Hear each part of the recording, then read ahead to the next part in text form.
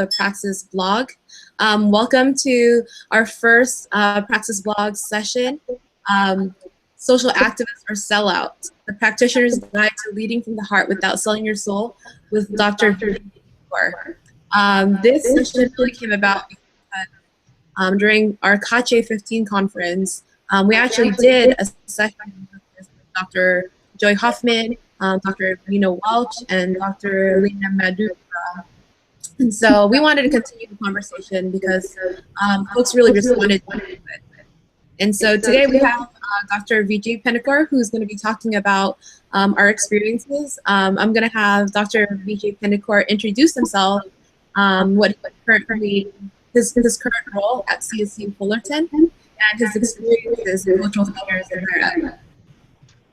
Well, I want to start by saying thank you, Diana, for making time for this interview, this Google Hangout, and I'm also really excited for this opportunity to engage the CACHE membership directly.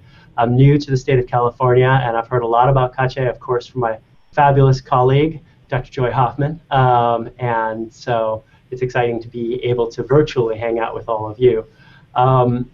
So as Diana said, my name is Vijay, and I work at Cal State Fullerton, which is one of the 23 Cal State University campuses, and I'm the Associate Vice President for Student Retention. And in my current role, I focus on implementing elements of the strategic plan that are connected to issues of equity. And I know that equity issues are really a central concern for CACHE members. And so what I look at are how we can better bring programs and services to bear on different parts of the student journey so that our low-income college students, our first-generation college students, our students of color, and all of our Titans can actually move through to graduation in a timely manner.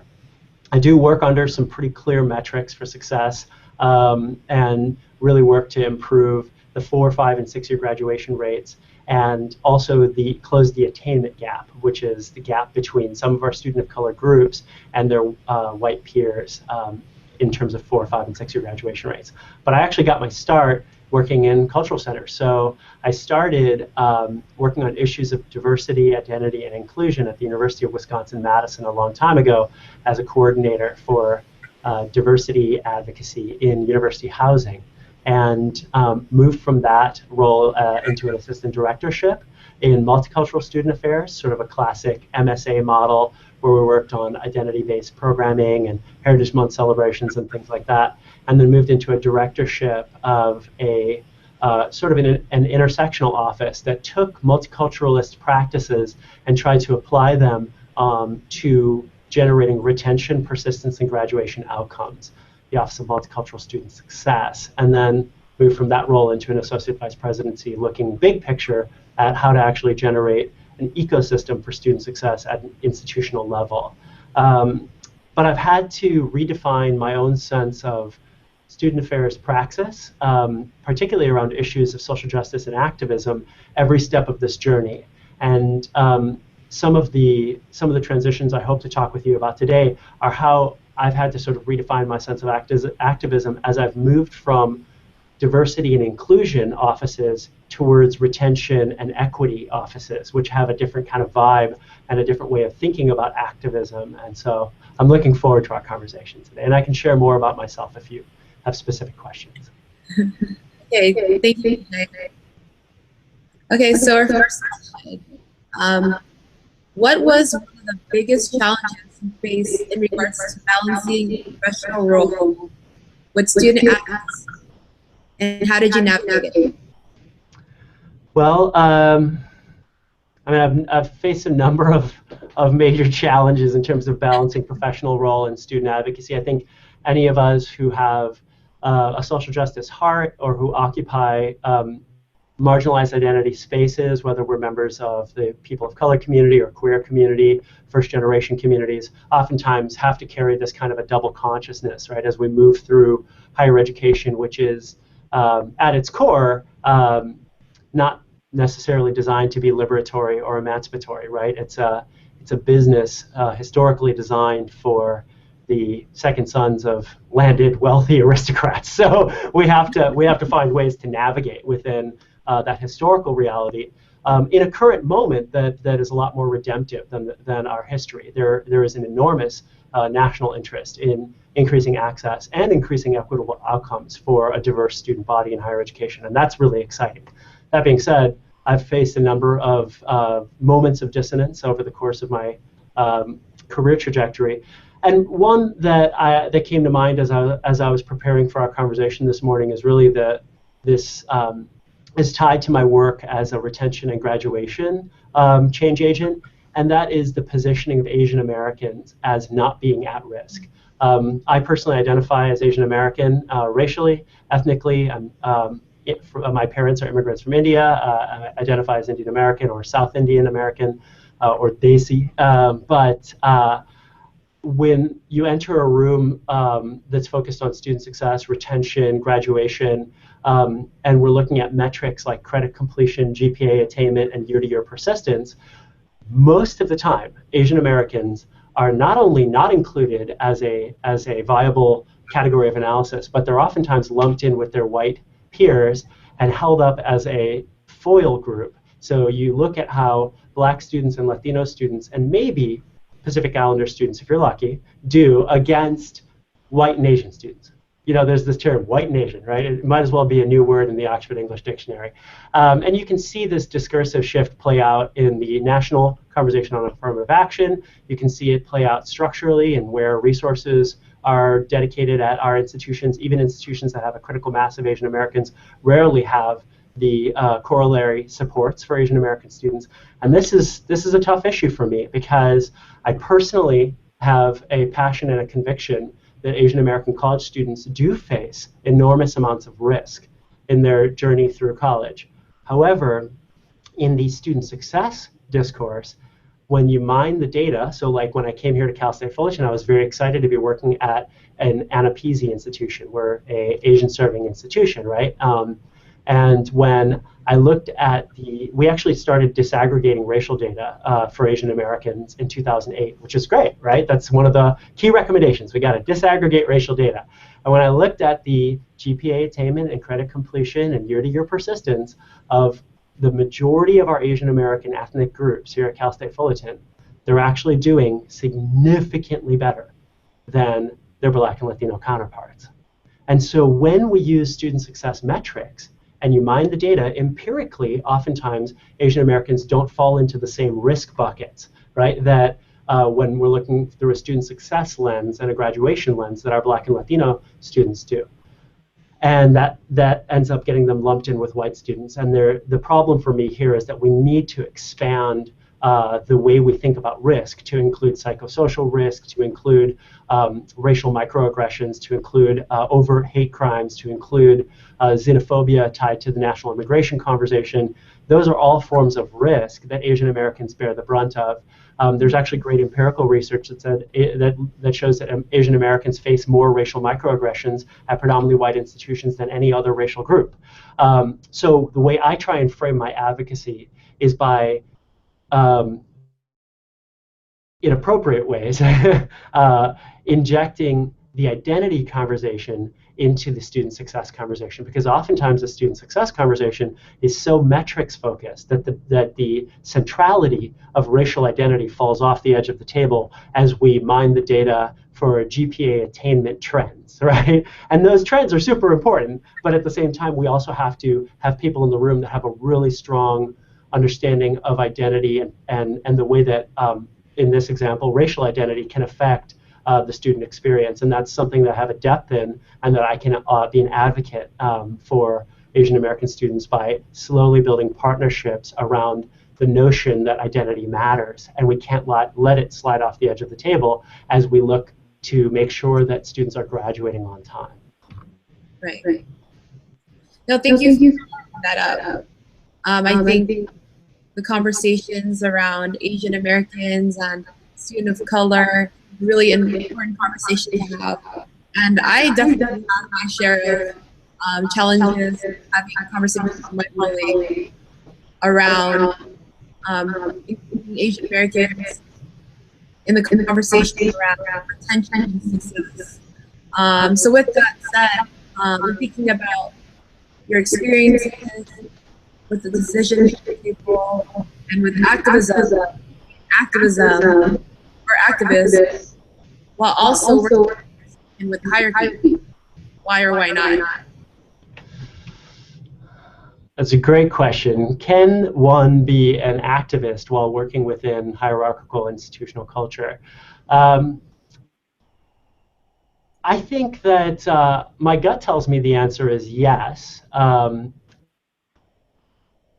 Because if we weren't able to be activists while working within hierarchical institutional culture, then universities and colleges, which are all hierarchical, would be in exactly the same place now that they were 100 years ago or 50 years ago, right? We have seen real important change around issues of diversity, inclusion, and equity in higher education.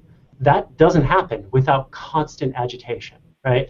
Now, the reason that I think we keep asking this question, can one be an activist within hierarchical institutional culture, is because I think, we tend to narrowly define activism around grand gestures like die-ins or protests that shut down the highway, or guerrilla theater in the quad, hands up, don't shoot, right?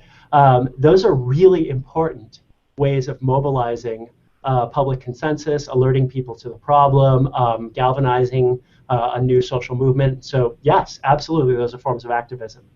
And right, we the people who work granularly and incrementally on changing policy, systems, and environments so that campuses become more diverse, inclusive, and equitable are also activists, right? So it's somewhat of a semantic or discursive issue where we tend to let mass media define for us what counts as activism.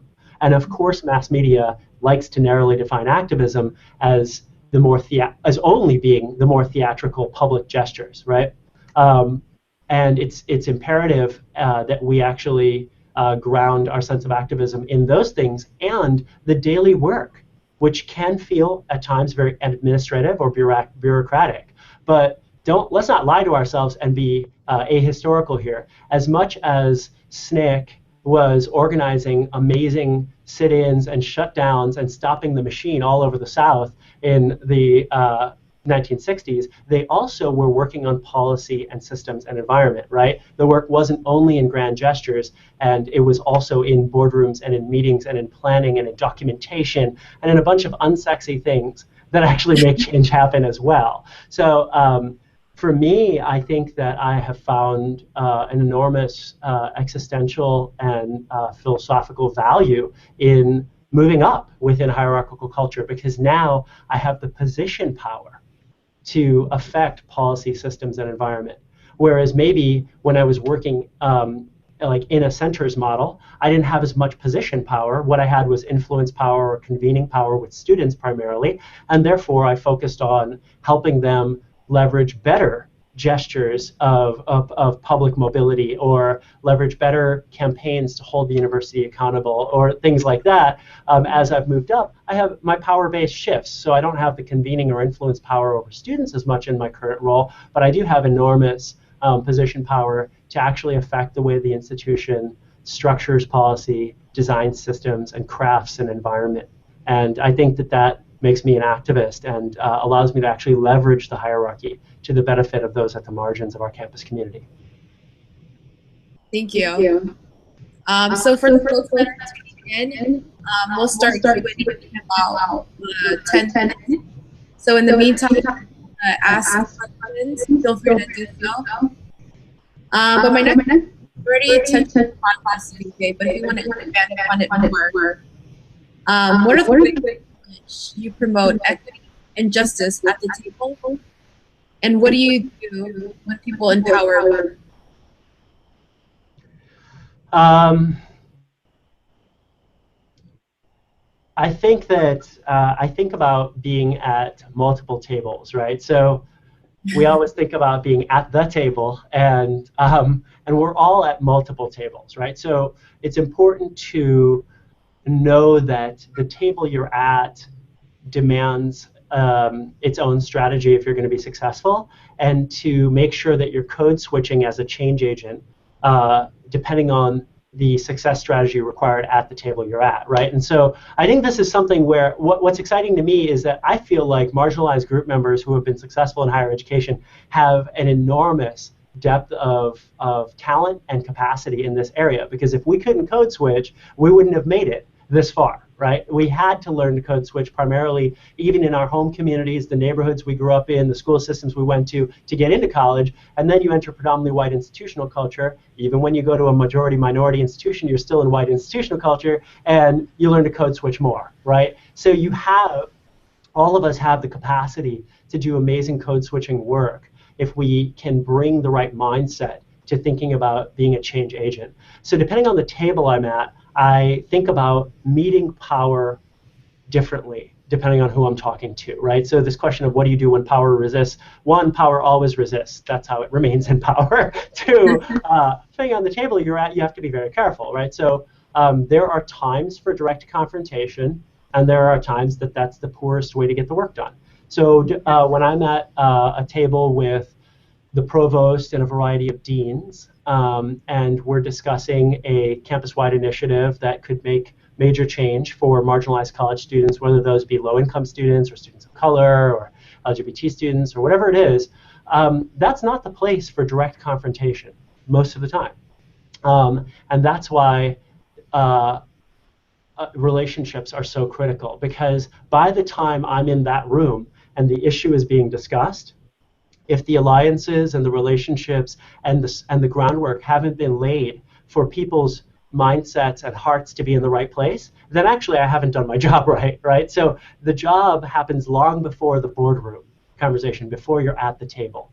The job happens in the endless series of coffees and lunches and stopping by people's offices and saying, let's mull this over. Let's talk about this issue. I noticed the last time we were together, we didn't find agreement on this, but I've been thinking, and what do you think about this, right? So building a really deep collegiality, even around disagreement, that can result in, over time, maybe not agreement, but mutual understanding, which is different than agreement, right? And so in a room with the provost and the deans, if I can bring people to the point where they say, you know what, I'm not sure whether I agree with this or not, but I actually have really come to understand why you think it's so important, and I've come to trust you as a leader, as a change agent, as someone who cares about our students, as someone who gets this institution and believes in our culture and wants to make this place a better place. So I'm going to green light this based on those things, right? And so that's where relational capital is so critical.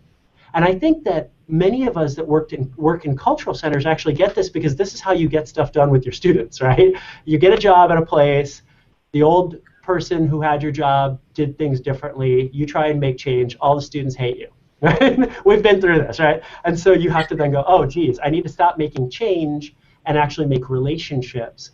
And then next year, try and implement some new programs when I have the relational capital, so that the students are going, well, it feels uncomfortable because the old director did it differently, or the old assistant director did it differently, but I know you're my homie, right? And you helped me with that internship application, and you stayed up late with me, and you seem like you're legit and you're a person of integrity. So yeah, let's give it a whirl, right? We've been through that. Anybody who's been successful working in cultural centers has been through that. It's the same thing trying to make change at the boardroom table, right? You figure out who the stakeholders are, and you build thick relational capital so that difference and resistance, which are always going to be there, can be mitigated through relational capital. And that's the code switch that I'm talking about. People might not think of what I'm describing as code switching. Here's the code switch. If you employ the code of I am a progressive organizer, I only work at the margins, well then that code tells you not to meet with the deans. That code tells you not to meet with the provost. That code tells you that if someone who disagrees with you might be your enemy. Well, that code's not going to serve you well if those are your stakeholders, right? That whole us-them code that comes very naturally when you are counter-positioned against the institution, if you're in a role where you are the institution, that code doesn't serve you well. So you got to code switch, put on a new hat, and think about, okay, these are the stakeholders. How can I find areas, using critical race theory, of interest convergence? We might have very different priorities, but it might serve both of our priorities to get this thing done. Right? So even thinking about the moment we're living in right now, sociopolitically, where you have elements of the far right and elements of the far left agreeing on prison reform. What? Right now, if you're going to be the type that says, well, they're on the far right, I'll never work with them, you're going to miss out on the possible huge gain of ending mandatory minimum sentencing, right? The chance to let out a whole bunch of people who were incarcerated way too long on nonviolent drug charges. You've got people on the far right thinking that this is the way to go. Interest convergence, let's take advantage of this. Their reasons might not always be your reasons. But if the outcome is something that you want, I think the code switch is to capitalize on that. You in our preparatory talks, you brought up this issue of values, right, Diana? So you said, what do you do about values differences when people have different values, and how do you, I think the question was, where do you draw the line in times of conflict when you have values dissonance, right? And I think my way of navigating this, and this isn't perfect, it's just homegrown and idiosyncratic to me, is that I try and, rather than thinking about the values, oftentimes I'm thinking about the outcomes. So what is this person trying to get done? Right. And is there a way that I can glom on to part of what they're trying to get done to get the thing I need to get done? What's in people's hearts is a very difficult place to structure our work. When you move into a institutional role, like an associate vice president or a chief student affairs officer. And it's a tough code switch, because when you're working in centers, in cultural centers, you're entirely focused on thinking about what's in people's hearts, right? And forming the human person around an ethic of justice and inclusivity and social change.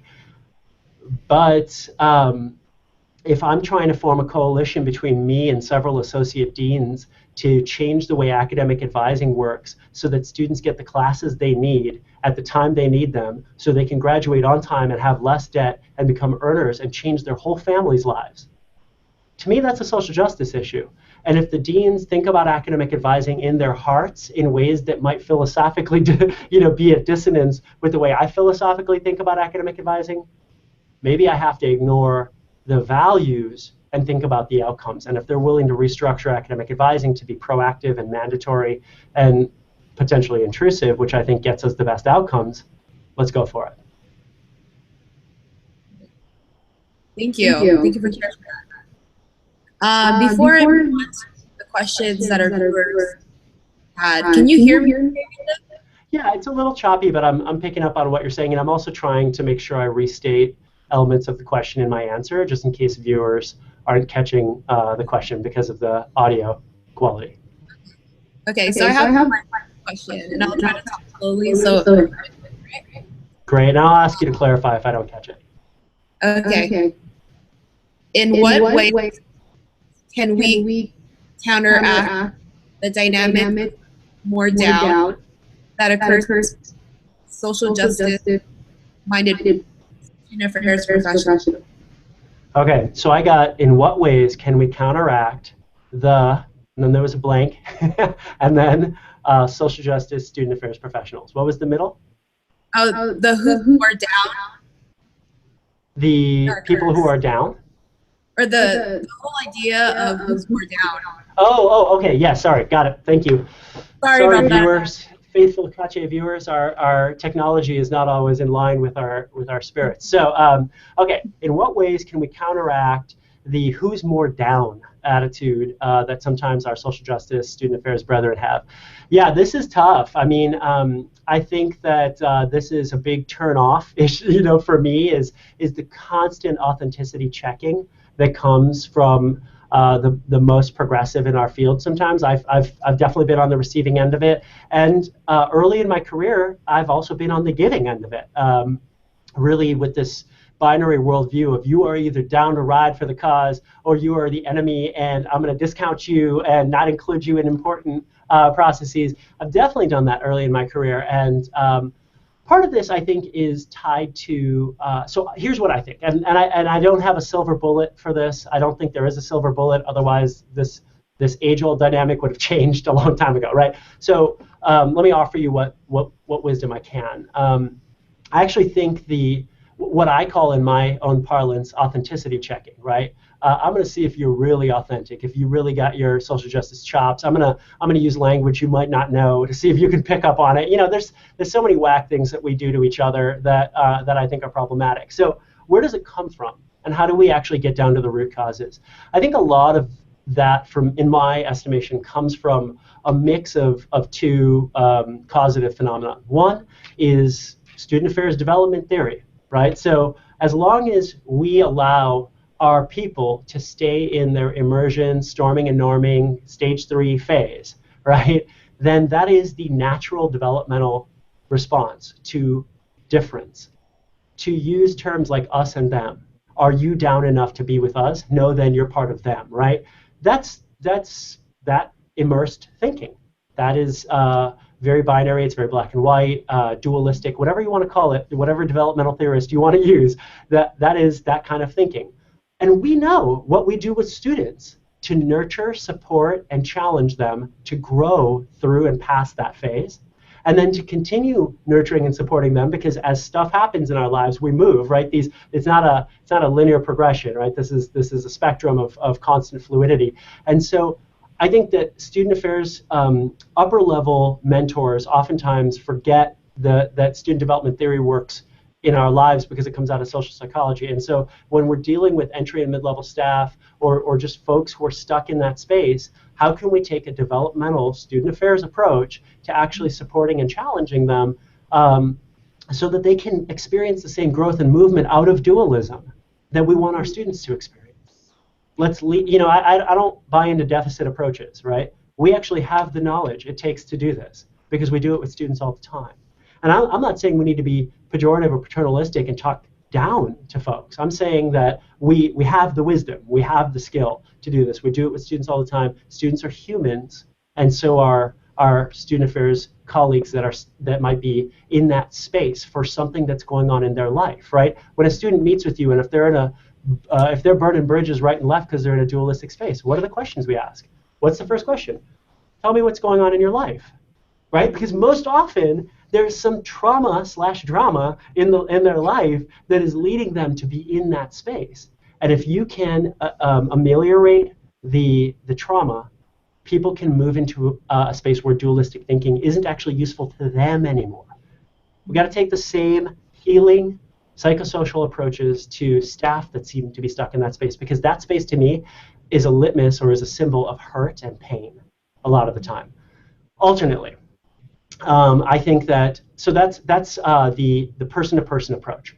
What in any sort of change, you have the person-to-person approach, you get the systems approach, right? On the other side, the systems approach. Part of where that attitude and that worldview comes from is from enduring marginality.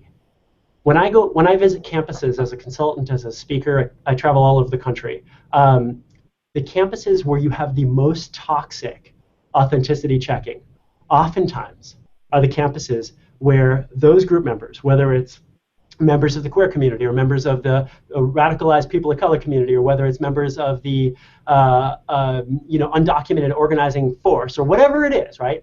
If those people have been pushed to the margins and silenced for so long that they feel a deep anger, right, about having no voice, right? They're essentially subaltern at that institution, right? They're rendered so far to the periphery that they have no institutional voice. Those are oftentimes forms of marginality that I think can generate that authenticity checking culture. Because when left to the hinterlands of the institution, then you form your own little situation, you circle up, you build your own walls, and you start saying, well, if you want to get in our camp, you better be this down, you better be this angry, you better be this ready to troll people on social media, whatever it is, the unhealthy practices that we norm for each other. And so as an institutional change agent, I'm looking to find ways to meaningfully include marginalized group members structurally. How do we get people better budgets? Melissa Harris Perry, budgets are ethical documents. How do we get people more money so that they can do the things they want to do? How do we give people professional development who have been denied it for a long time? How do we find ways to take mid-level folks and put them on meaningful institutional change committees? And all of a sudden, you can see that hostility start to drop, right? You can see that sense that nobody cares about us, so I'm just going to be angry and point the finger and burn everything, right? Well, scorched earth doesn't work when you've been meaningfully invited into the family, because now you're burning your own yard, right? So like that's an institutional process that more upper leaders have to be involved in as well. Does that make sense? Yes, that makes perfect sense. Um, So so that that really really me. me. So how So would how you would you have those have those conversations with with people people who who don't don't necessarily necessarily understand understand that and that will and will make make folks folks feel feel uncomfortable uncomfortable for not not feeling feeling down down enough? enough? Um, I mean, I think for my own life and my own life journey, I in my 20s, I gave a lot of power away, right, to people who were wielding their voice and their power in really irresponsible ways. So I spent a lot of time agonizing over, will they like me? Will they accept me?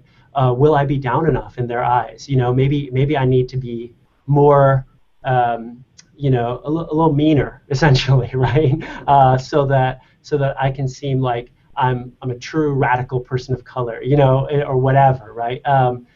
But a lot of that was about my own stuff, and my own baggage of wanting to be accepted in certain ways. So for me, I spent a lot of time working on myself. That's the biggest variable I can control. Whenever I meet with folks who want a mentoring conversation about, how do you build a long, fruitful career in student affairs, or how do you move up, how do you whatever, one of the things I share is that I think that therapy is one of the most powerful tools we can employ because it allows you to change the single biggest variable in your life, yourself. And as a process of long-term, wonderful, proactive therapy in my life, I just, if you want to judge me as not being down enough, that's not about me. I know, I have a very clear understanding of the work I'm doing, why I do it, who I do it for, and also who in my life really respects me and knows that. And so I try and meet speech with speech. Civil disagreement is at the core of liberal education, right? And so if people are behaving in ways that I don't think are responsible, I will say, I don't know if that's necessarily opening up the conversation and inviting more people to join, or if we're foreclosing the conversation in those ways. Are you calling people out, or are you calling people in? I know how to use my social justice facilitation tricks, right? But if they turn, the eye of Sauron on me and start attacking me personally, I don't get into it.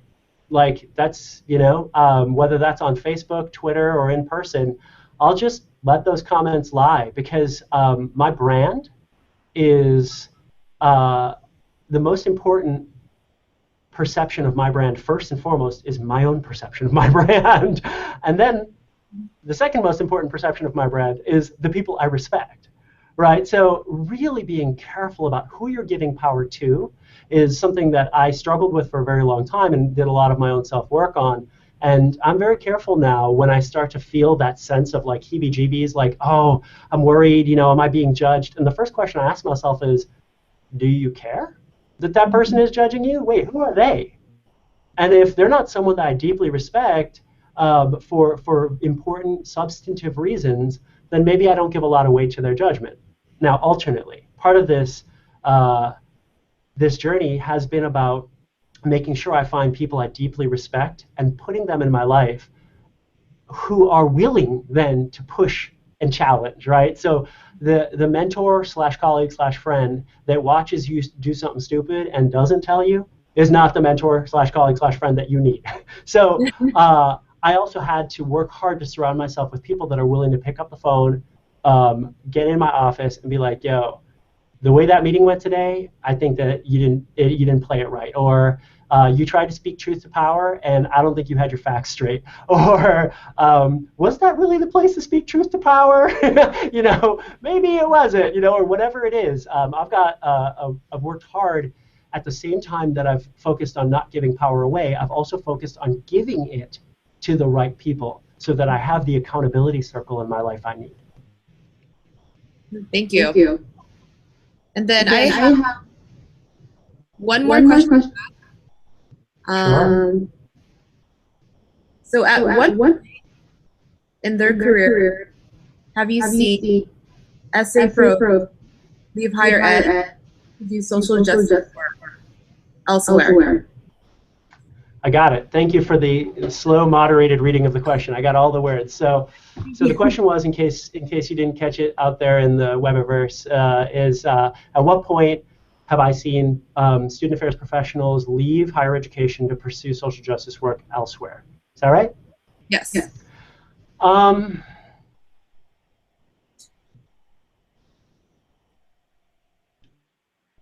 I will do my best to try and answer this question coherently. It's a great question. So if my incoherence might just be a result of the question being really complicated. So I think that the choke point, right, the place where I see a narrowing of upward mobility is the same place that I see attrition, people leaving our profession. And I think for me, that choke point really is somewhere around the assistant director level, and sometimes even the director level, and it depends on the directorship. So let me try and describe this choke point, and then maybe the why, and discuss the relevance of this. So I think that folks who get into student affairs because they want to do social justice work most often do that because they experienced either extraordinary injustice in their undergrad, and it was a student affairs professional that helped them. So you're like, dang, that was like life changing for me. How can I be so and so? Because they helped me, right?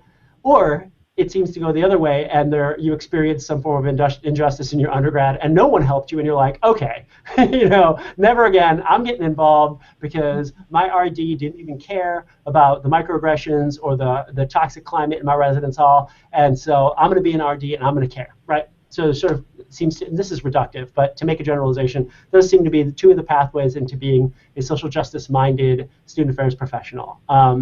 And what drives you to get into the field is often the thing that also then shapes your strategy and your pursuit of the field.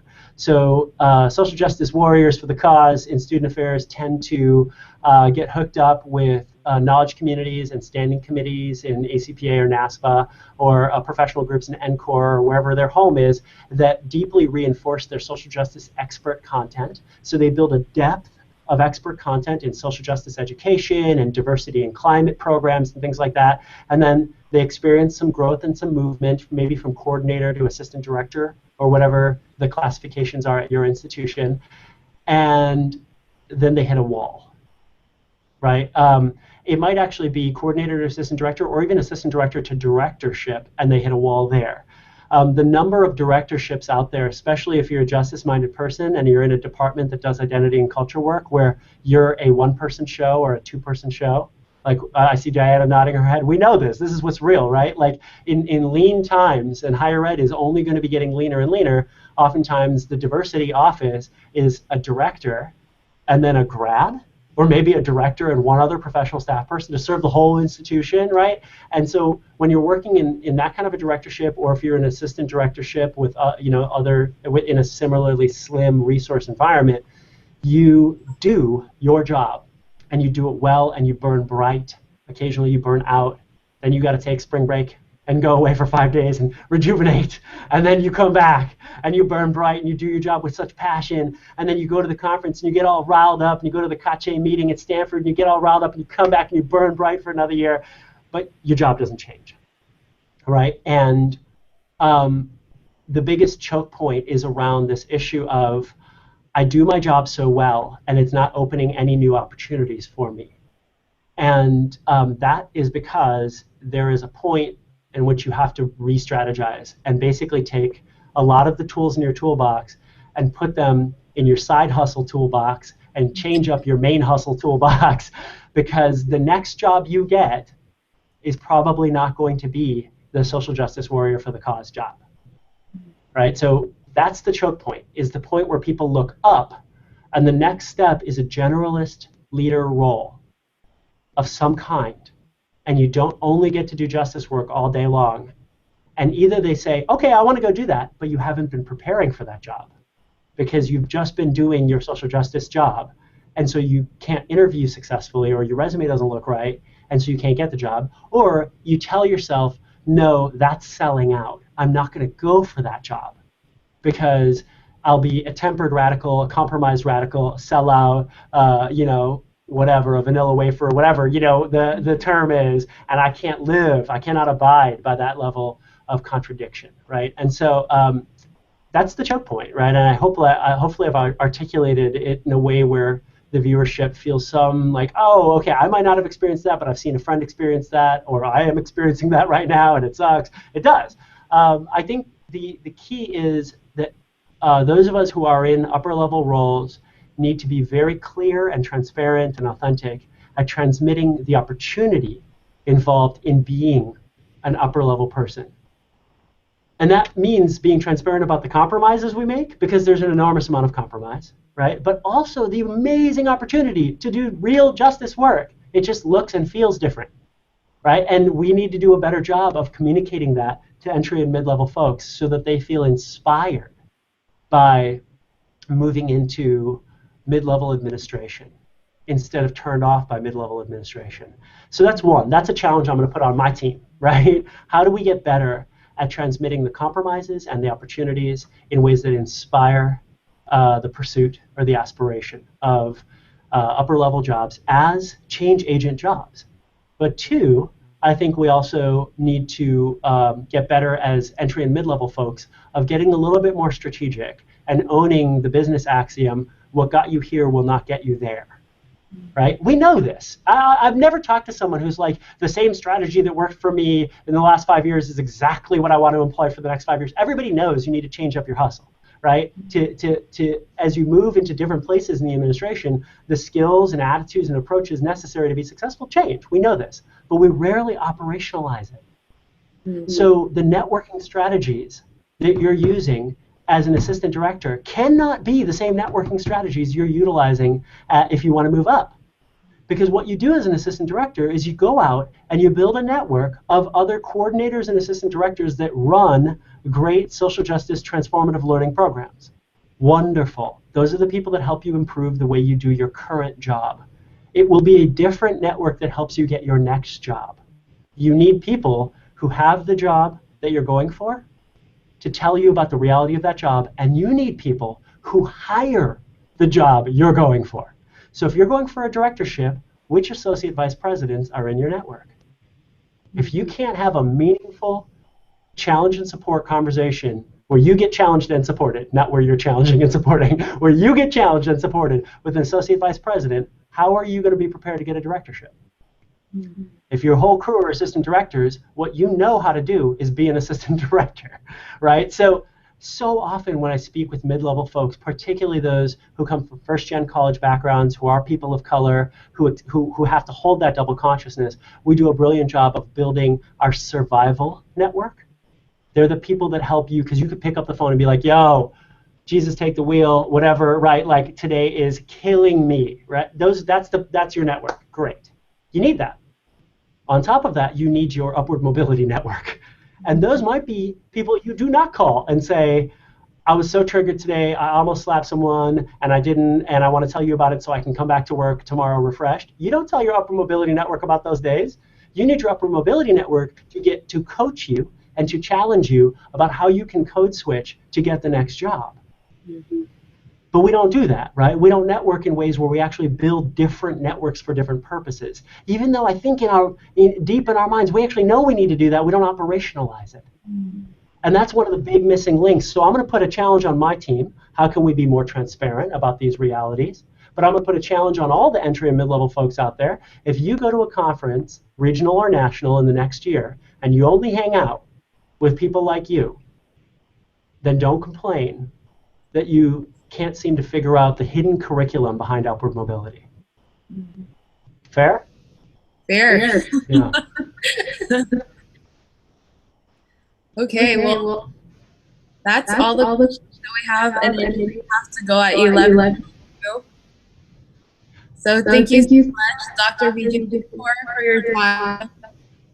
And I apologize for the No problem. Hey, I just want to say I'm so grateful for this opportunity to engage Kache members.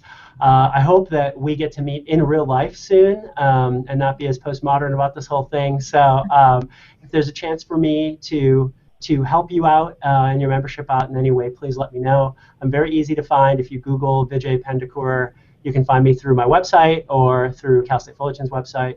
And I look forward to building new relationships. Okay. Okay. Thank you Thank so you much, so much, everyone, for everyone, for tuning tuning in. in. Take care. Take Take care. care. Bye. Bye. Bye.